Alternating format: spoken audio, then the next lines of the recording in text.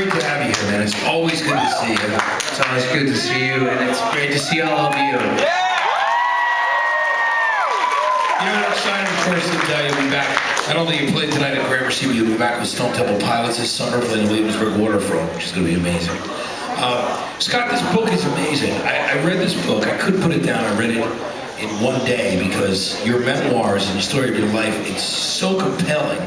And the sheer honesty of the book is just, it's incredibly moving. Tell me why you decided to write the book now and you thought it was time to put this down to paper. Well, basically, you know, media has sort of become like, not that media is bad, media has helped my career in music. It's, you know, helped sell records, it's, but now, with this mass media explosion, there's, you know, you've seen probably Social Network and everything. I don't think people really have an idea of, you know, who I really am as a person.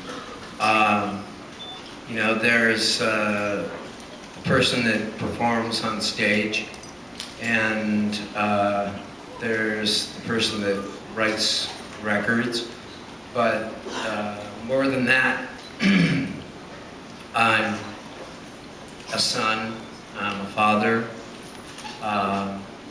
and I'm a friend, and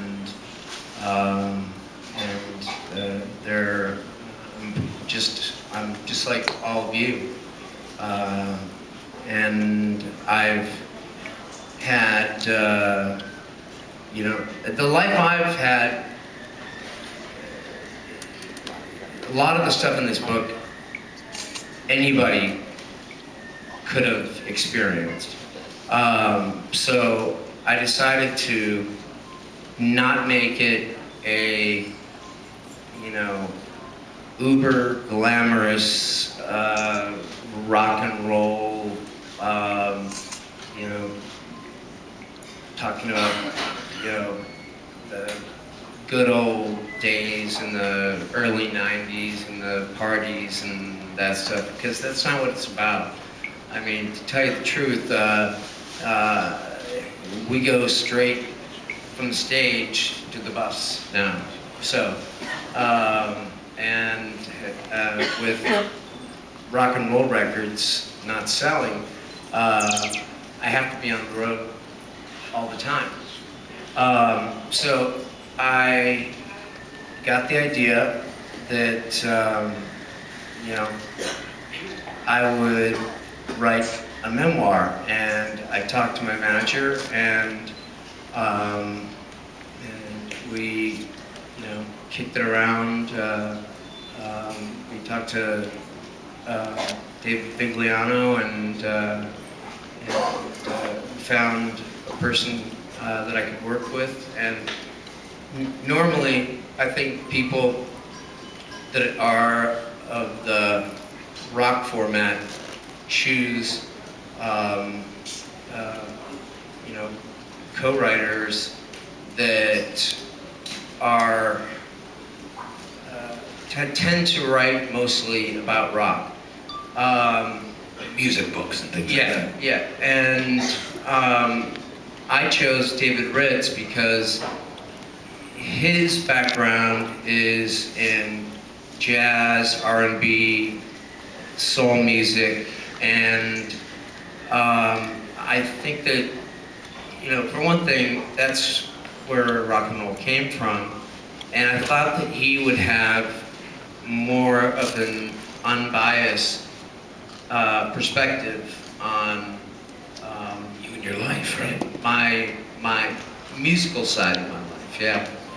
I mean, he's amazing. Not only has he written a lot of books, but he actually co-wrote Sexual Healing with Marvin Gaye, which is such a cool lid. Yes, he did. I thought that was amazing.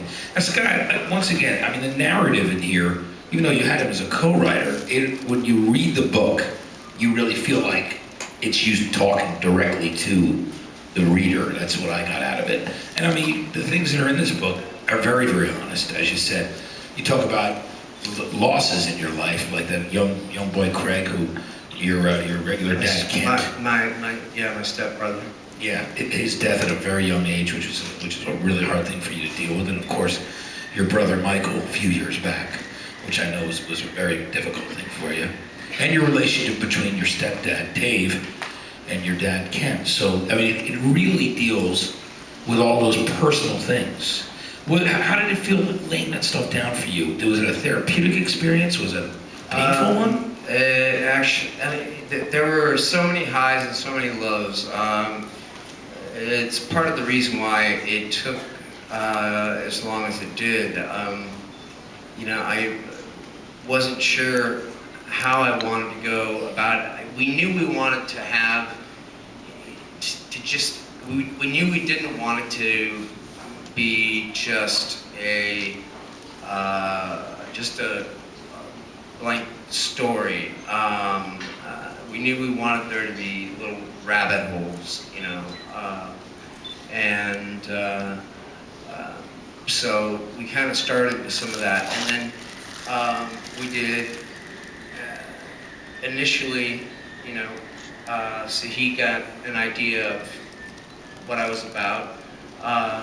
We did a lot of interviewing, hours and hours, and then we decided that the best way for us to make this work would be for me to write pages and send them to him, and then he would edit the pages, and then he would send like a group of pages back, and draft back, and I would go through it, and I would change some stuff, and then I would write more, and that's kind of like that was sort of how it worked out. I love the fact that chronologically it goes from your childhood, as a young boy, going through school, moving to California, and then starting in bands, finding that love that you have for music and rock and roll, and then going, of course, it's fascinating to see how STP came together, and the fact that, you were playing with Corey, these other guys, and then you saw Robert, he came up and jammed you guys out one time, and you were like, man, this guy's unbelievable. And then eventually reconnected with Robert, and Eric, of course, was there, and then eventually Dean coming into the band. It's really, for fans of your music, it's really a great story. It's very interesting stuff. Yeah, my first band, I formed when I was 16, and that was sort of the post-punk period, and like the new romantic kind of era of things. Yeah, it was like, we were into Echo and the Bunnymen and The Cure, and Lord's New Church and all that kind of stuff. And the first two Duran Duran albums, which I think are fantastic. Yeah, those first two are the best. We used to rehearse in my parents' garage, and play at backyard parties, and then we started playing at clubs, and we pretty much figured out that Corey and I managed the band, and we actually got a gig in Newport Beach, where we played every Tuesday and Wednesday night, and we got $200 a show, which at that time was, enough money for, beer on the weekends, and to buy your favorite records. Yeah, it's like, but it did evolve. I was also playing sports through high school, and I remember the day that after a back injury, getting speared in the back, I was out for a couple weeks, and we were rehearsing, and you know, I had to kind of come to make a decision whether I was going to continue with sports or really go for it with music. I was also in the choir, the magical ensemble. We did over 100 concerts a year in school. I think that's where I got my ability to understand harmony, layering vocal harmonies. Yeah, you talk about kind of singing along with David Bowie and John Lennon and that kind of way of training your voice like that when you were a kid too. Yeah, definitely. Listening to the Beatles and the Beach Boys, and that combined with my choir experience was, I saw how it all kind of worked together. I even tried to take a couple of years of music theory and was not so good at it. I was never very good at math.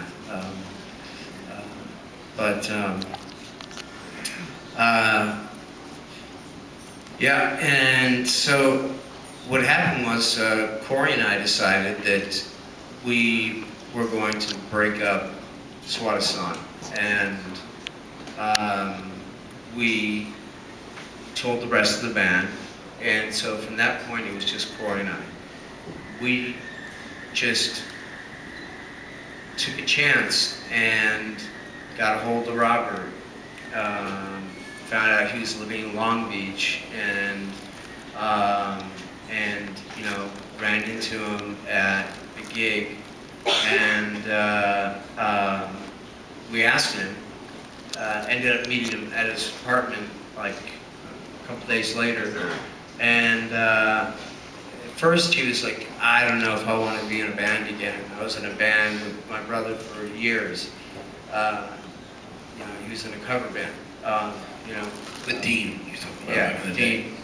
I love the misconception too that a lot of people will find out from reading this book that you were a San Diego band, because actually the band started more in the LA County area, and it was because Dean was actually helping you guys get gigs before he was even in there. He was booking your gigs down in San Diego. Yeah, and then once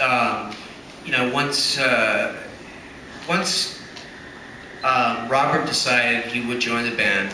Robert had a studio.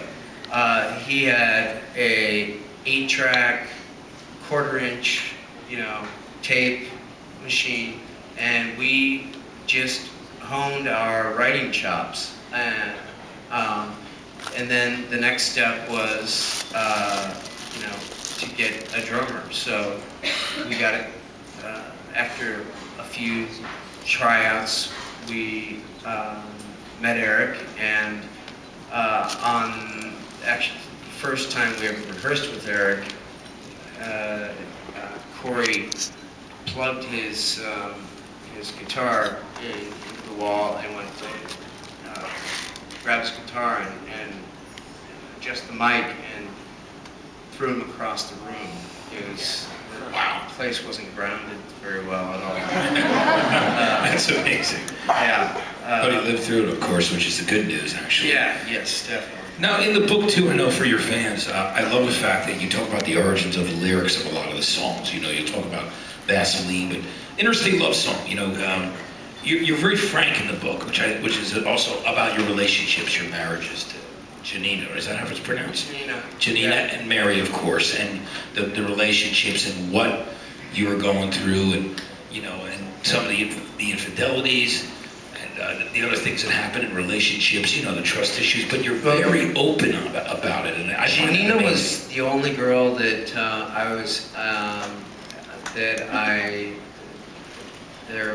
there ever were any infidelities. And I don't know why that was. Some years later, once I kicked dope, I was doing my steps, and it came around to that point where I had to make amends.